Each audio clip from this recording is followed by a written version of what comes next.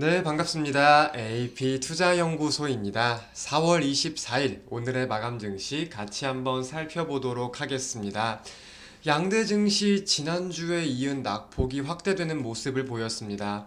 코스피는 0.82%, 그리고 코스닥은 1.56%, 코스피 코스닥 양대 증시 모두 지난주 목요일 금요일에 이은 낙폭이 확대되는 모습을 보였는데요.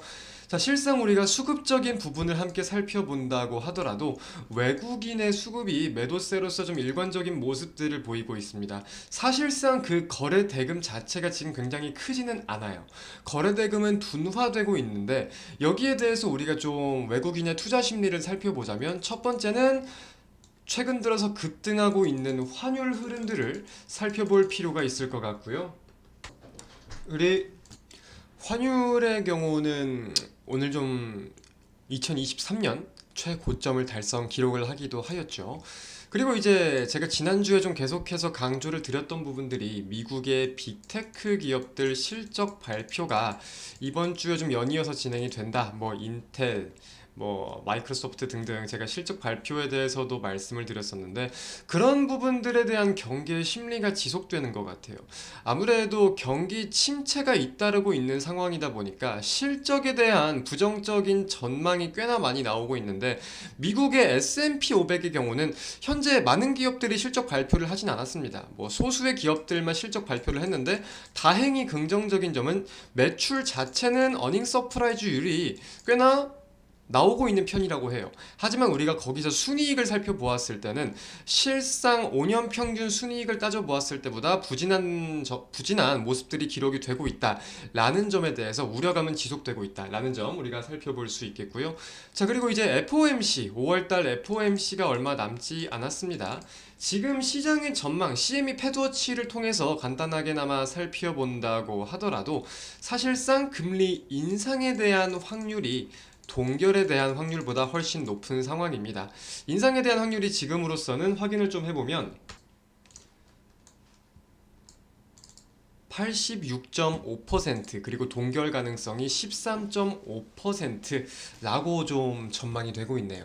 이런 좀 대표적인 내용들을 가지고 시장의 전반적인 투자 심리가 약화되고 있다.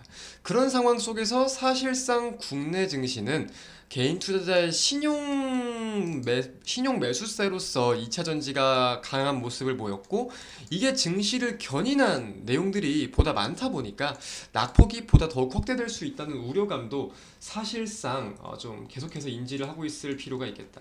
그래서 지금 이제 최근 들어 이런 기사들이 굉장히 많이 보입니다. B2 잔고, 즉 신용 잔고가 20조 원 돌파하였다. 증권사 공여 한도가 바닥이다. 라는 건데, 사실 신용융자에 대한 리스크, 우리가 반대 매매로서만 생각을 해본다고 하더라도 악순환이 반복이 될 수 있어요.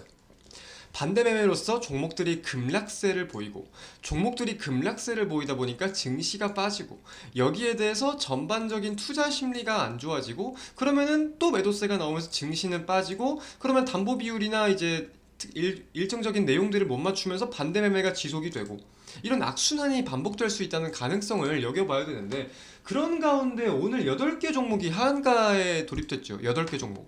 근데 8개 종목을 살펴보니까 막 시가총액 500억, 1000억 이런 종목들이 아니라 1조, 1조 5천억 이런 종목들도 반 이상 대거 포함되어 있는 굉장히 이례적인 모습들이 보였어요. 그래서 이제 기사를 좀 살펴보니까 실제로 매도 창구에 이 SG증권이 가담을 많이 했더라고요. 8개 하한가 종목 중에 6개 종목은 SG증권이 매도 순위가 1순위였고, 그리고 나머지 2개 종목은 SG증권, 프랑스계 증권사예요.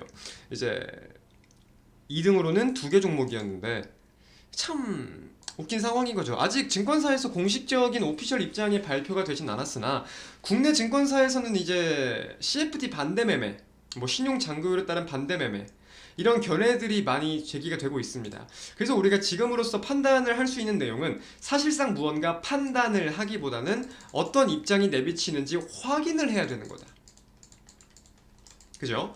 이게 내일도 하한가를 갈지, 아니면은 물량들이 많이 청산이 되었기 때문에 내일부터는 정상 범위에서 정상적인 움직임을 보일지는 아무도 모르는 거예요. 뭐 일각에서는 좀 뭐랄까 작전, 다단계 이런 키워드를 쓰면서 다양한 가능성들도 야기가 되고 있기는 한데 사실상 우리가 여기까지 들어가면서 예측을 하는 거는 큰 의미가 없고 그냥 오피셜을 기다리는 게 맞는 상황이다. 그리고 한 가지 우려감을 좀 더 추가를 시키자면은 결국 증권사에서 이런 대량의 매도세가 나온 거잖아요. 한 증권사에서 특정적인 이런 점에 대해서 최근에 미국의 지역은행 사태들처럼 증권사들의 리스크가 확대될 수 있다는 가능성 역시도 어느 정도는 인지를 하고 있는 게 보다 안전하겠죠. 증시가 숨쉴 틈도 없이 빠르게 오르다가 또 빠르게 떨어지는 모습까지도 확인이 되고 있습니다.